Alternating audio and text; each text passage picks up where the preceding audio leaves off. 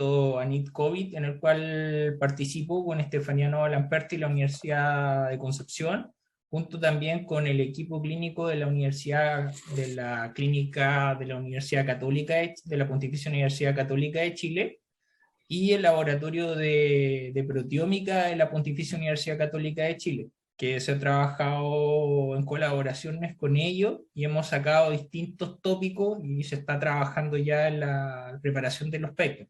Todo lo que se está presentando acá es nuevo, no se ha publicado, por lo tanto vamos a ir desgranando la cosa de a poco. Bueno, el título principalmente lo que les decía que es la proteómica de pacientes chilenos que son positivos para COVID. ¿Y qué hicimos? Fue analizar el suero de estos pacientes desde dos puntos de vista. Uno, de la progresión de la enfermedad desde un grupo que estaba enfermo de COVID grave hasta 6 meses después de su recuperación para ver si habían marcadores que dieran daño pulmonar. Ese era un scope definido, que era para el proyecto ANIT COVID. Y el segundo tenía que ver con una intervención farmacológica que fue una cohorte de pacientes del Hospital Clínico de la Católica. Se trató con un anticuerpo humanizado que es inhibidor del receptor interleuquina 6, que se llama tocilizumab. Y se evaluó cuál era el efecto a nivel molecular en estos 10 pacientes y cómo progresaban. Y el experimento también se diseñó desde la proteómica del suero antes de incorporar el fármaco, 24 horas posterior a la incorporación del fármaco y 7 días posterior a la incorporación del fármaco, que lo voy a ir hablando también que voy presentando. Un poco voy a hacer una introducción pequeña de Melissa Institute.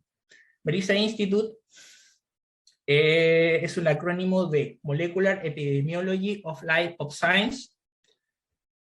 Es una iniciativa que ahora ya está conformada como empresa biotecnológica, que lleva alrededor de 6 años funcionando como Melissa Institute, y anteriormente estaba solventada como lo que era la Fundación de Investigación San Ramón, que es la que nos proporciona los recursos para poder funcionar.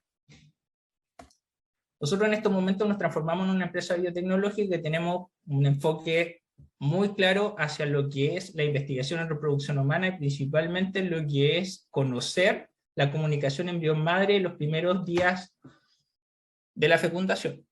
Desde el día 0, donde se produce la fecundación, hasta el día de la implantación. Y ese es nuestro proyecto principal en el que estamos trabajando en estos momentos y el que tiene nuestra mayor cantidad de recursos comprometidos. A su vez también tenemos algunos proyectos que están comenzando, que es en terapia prenatal.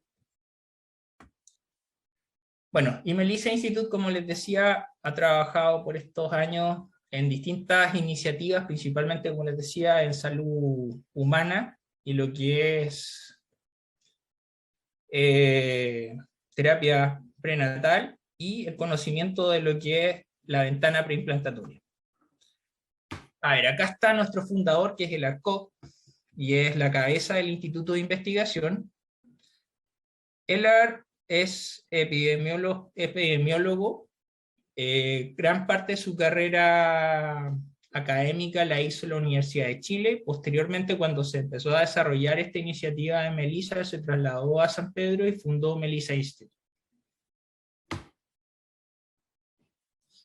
El laboratorio Melissa Institute, que es el laboratorio de proteogenómica, tiene diferentes equipamientos que también forman un core facility, que está abierto al público, por si alguien quiere hacer algún tipo de desarrollo, investigación. Nosotros tenemos soporte para proteómica, soporte para genómica y soporte para bioinformática.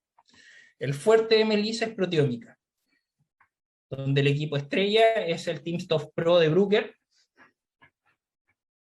Vamos a poner el puntero láser, donde el equipo estrella es el timsTOF Pro de Bruker, que es un espectrómetro de masa de alta capacidad, de alta resolución y muy sensible.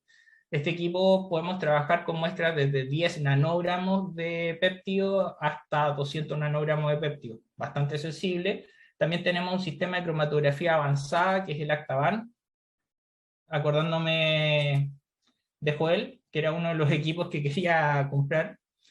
Este equipo es muy bueno, te permite hacer cromatografía en varias dimensiones, te permite purificar proteínas, péptidos, hacer experimentos de binding, es muy completo. Y toda la plataforma de trabajo, que tenemos un sistema de espectrómetro infrarrojo para cuantificación de péptidos, proteínas y ácidos nucleicos, un liofilizador con speedback, un equipo de lector de microplaca, los sistemas de ultrasonido, centrífugas, un Lightcore para hacer western blot, geles, etc. Y en la parte genómica, nuestro equipo principal, que es el secuenciador Nexus 500 Illumina. Este equipo es bastante robusto, es un equipo que sería una plataforma intermedia. Este tiene la capacidad de en RNA-seq hacer una profundidad de aproximadamente 400 millones de RIP en su placa High Output. También tenemos equipos termocicladores en tiempo real, tenemos un equipo de electroforesis capilar para hacer los análisis de calidad del material genético, otro equipo infrarrojo, centrífugo, etc. Y los servidores que tenemos computacional, en este caso tenemos dos. Este es el más antiguo que teníamos, que es de 48 núcleos, y ahora tenemos uno de 196 núcleos, y los software que nosotros manejamos en el laboratorio.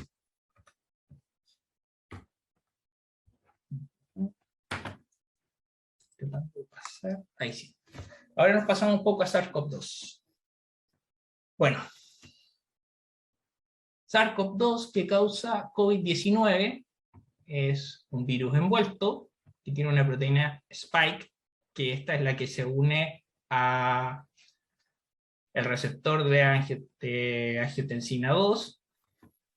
Tenemos la nucleocápside, que es la que da la estructura del virus para envolver al material genético, proteínas de membrana, las proteínas de la envoltura y el genoma viral. Es un virus bastante simple, pero bastante maldito.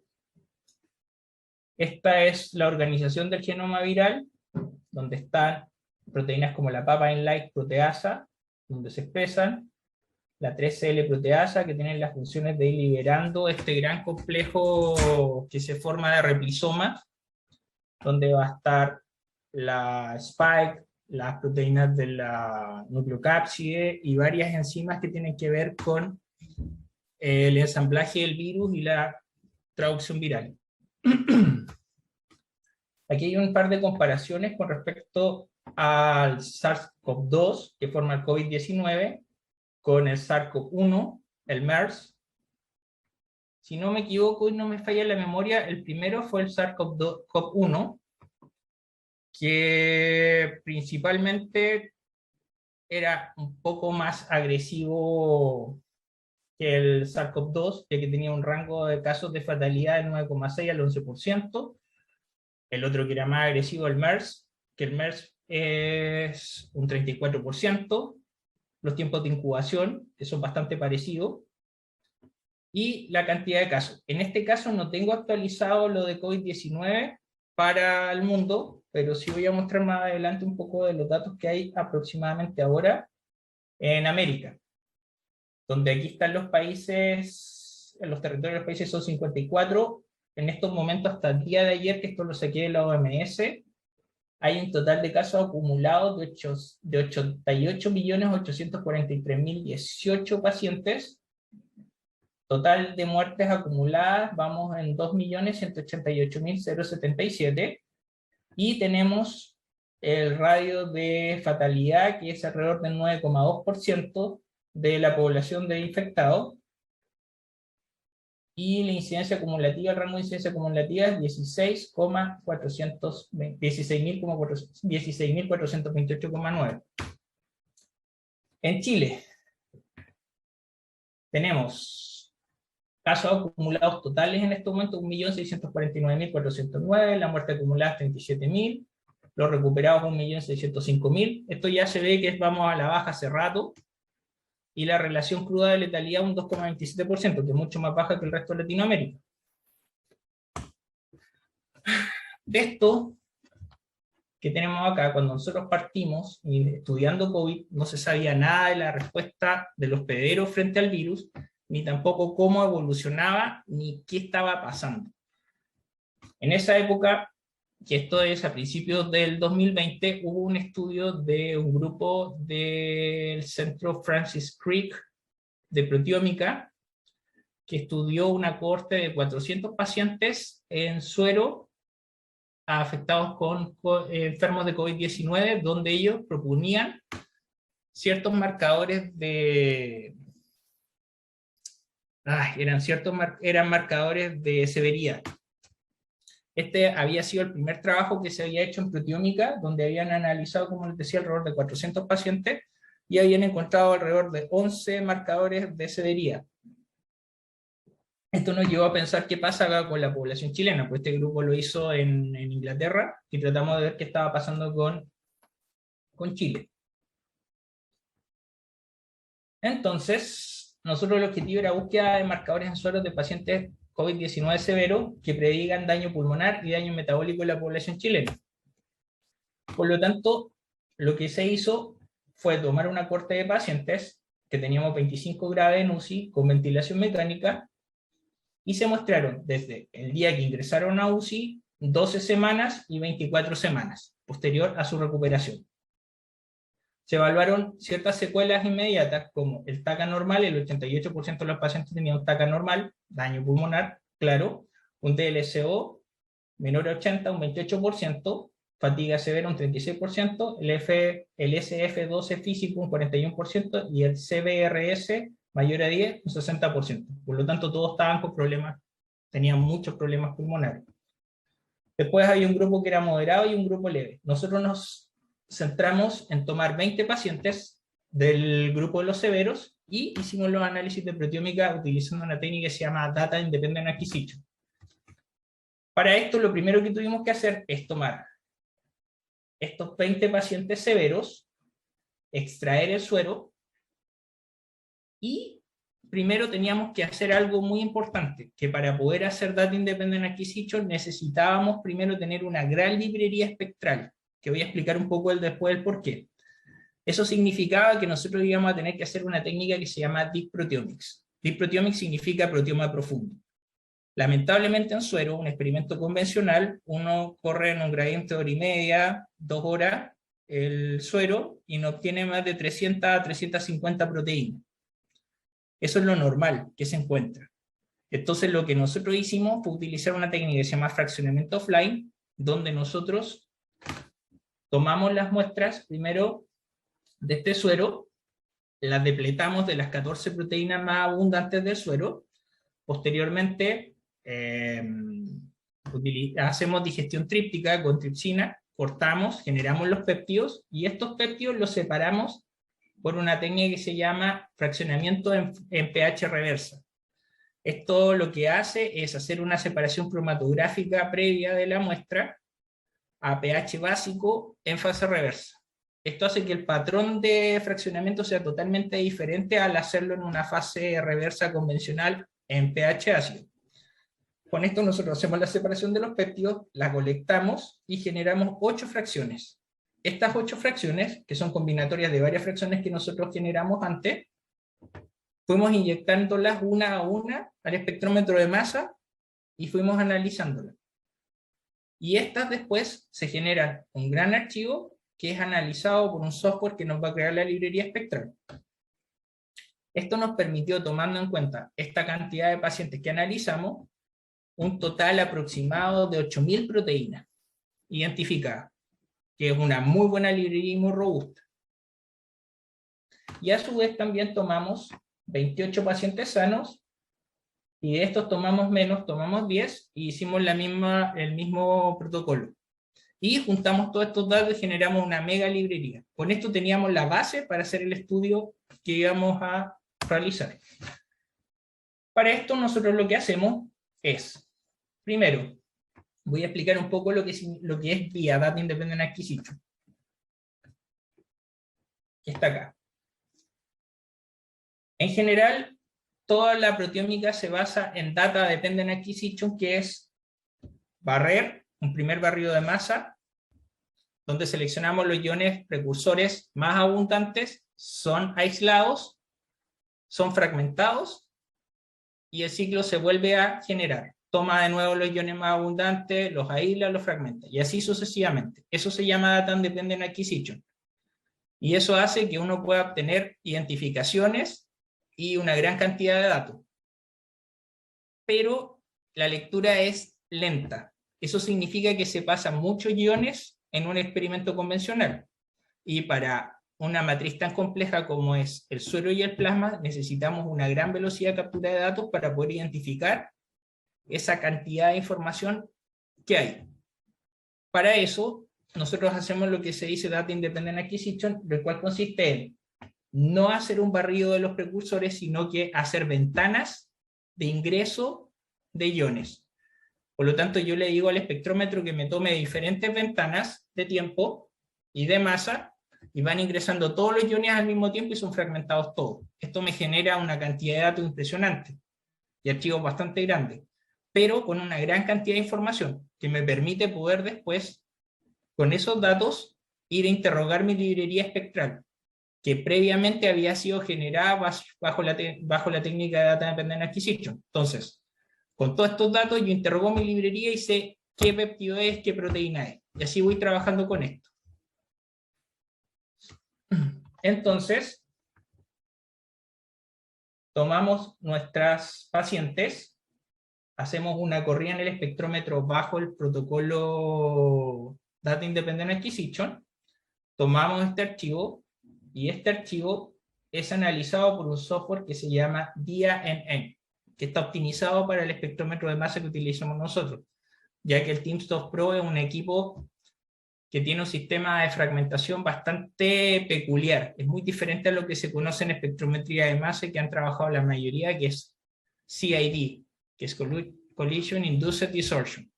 En este caso utiliza PASEF, que es diferente porque se basa en movilidad iónica y colisión.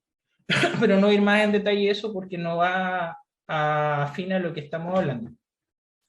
Por lo tanto, el software, la gracia que tiene es que tiene la capacidad de generar redes neurales y poder asociar ciertos datos que no están en la librería o que no están en buena calidad en la librería y los puede transformar en información real. Por lo tanto, generamos la identificación de proteína, seleccionamos también la información que tiene que ver con el área bajo la curva y la intensidad de los iones para poder cuantificar. Posteriormente, seleccionamos toda la información, la analizamos en un paquete de RStudio con la suite bioconductor, hacemos el análisis de expresión diferencial, donde hacemos un ajuste del modelo lineal más un valle empírico, y hacemos después el filtrado de proteínas de expresión diferencial, donde utilizamos un FDR menor al 0,05%. Y generamos estos reportes con la proteína de expresión diferencial, intensidades normalizadas, y otros valores importantes que tienen que ver después con el refinamiento de la cuantificación. Y posteriormente hacemos la anotación de las proteínas identificadas y cuantificadas. En este caso, con el que estamos trabajando y estamos colaborando con Carlos Salomón de la Universidad de Queensland, es con el Ingenuity Pathway Analysis, que es un software muy caro, pero tiene una cantidad de bases de datos para análisis de pathway y predicción de pathway impresionante. Y eso nos permite hacer cosas muy finas, muy finas. Bueno, acá tenemos los primeros experimentos, los análisis de los pacientes COVID-19 en la etapa aguda, que estaban cursando la enfermedad, y después de 6 meses por infección. Los que están en A corresponden a la etapa aguda, y los que están en B son los mismos pacientes que corresponden a la etapa que le decimos secuelado, que fueron 6 meses después de que se recuperaron. Eso después les voy a explicar un poco porque tiene que ver con que muchos de ellos generaron secuelas y en estos momentos nosotros estamos tratando de poder separar estos grupos y saber qué proteínas marcadoras podrían explicar este fenómeno de secuela. Acá en este gráfico lo que nosotros mostramos es el porcentaje de missis value, o sea, qué significa las proteínas que fueron identificadas en todos los casos y las que no están en todos los casos.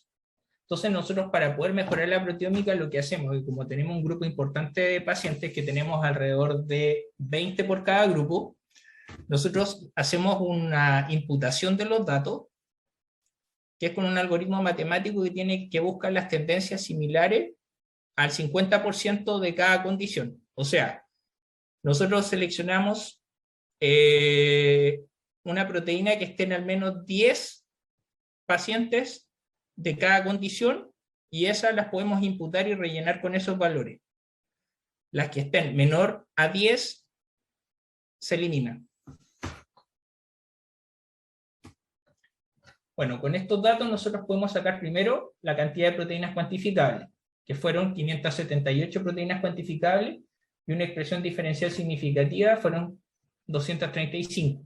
Primero lo que hicimos fue tomar todos los datos de expresión diferencial y vimos cómo se agrupaban en un análisis de componentes principales, donde vimos que se separaban los tres grupos: el agudo, el secuelado y el control, que estos son individuos sanos. A su vez también lo que hicimos fue hacer un heatmap para poder ver por cada paciente cómo se comportaban esos cambios de expresión, donde vemos que la distribución es bastante homogénea entre pacientes. Eso es bastante bueno. Y acá hicimos un análisis de enriquecimiento de pathway, donde vimos cuáles eran las principales pathways que estaban involucradas con estas proteínas cuantificadas por paciente y por grupo. En este caso agrupamos los agudos, que son los que están en A, y los secuelados, que son los B, y los controles, donde vemos cambios significativos en el grupo de los agudos con respecto a los secuelados, que los secuelados, como eran los que se habían recuperado, iban a ser muy parecidos al control, que está sano. Y en este caso también. Y en el caso de los agudos también se ven diferencias significativas que tienen que ver con los estados que estaban en ese momento, que estaban enfermos. Y podemos ver de las que se dan regulate de las vías de granulación de plaquetas, posttraduccional, fosforilación de proteínas posttraduccionales, interacciones con la minina, organización de la matriz extracelular, que en este caso claramente tenía que ver con etapas de injuria. Y si nos vamos a los estados que estaban, las vías que estaban activadas, tenemos metabolismo de glucosa, que era bastante poco decidor en el caso de los agudos y los secuelados, ya que habían varios que tenían problemas. Eso nos dimos cuenta después con la metadata, porque los individuos que analizamos, muchos tenían problemas previos. Por lo tanto, no era fácil poder diferenciar esos grupos. Bueno, acá una cosa que ya está más que demostrada, tema con los receptores tipo TOL, y me falta una que estoy buscando que tenía que ver con de granulación de plaqueta. Me falta una que era súper importante, que era la formación del clon, en este caso de coágulo. Bueno, acá como ejemplo tomé unos cuantos marcadores que encontramos de los 580 que habíamos analizado, que cuantificamos, y tomé como ejemplo el complemento, donde se ven cambios entre los agudos seculados en el C2 del complemento, en el C4 del complemento, C1R, que tiene mucho que ver con la activación del complemento, y ¿dónde están las proteínas de fase aguda que estoy buscando? Y las apolipoproteínas, y eso también es bastante común, como la APA4, donde en el estado agudo se dan regulate, o me falta una, ¿dónde está? 55, me falta una que estoy buscando, parece que no la agregué. Bueno, pero una también de las clásicas que tiene que ver con la proteína C reactiva, que la estoy buscando acá, que es un indicador clásico de inflamación aguda, donde en el estado agudo se ve claramente upregulate comparado con el control y el secuelado. Son cosas como un clásico.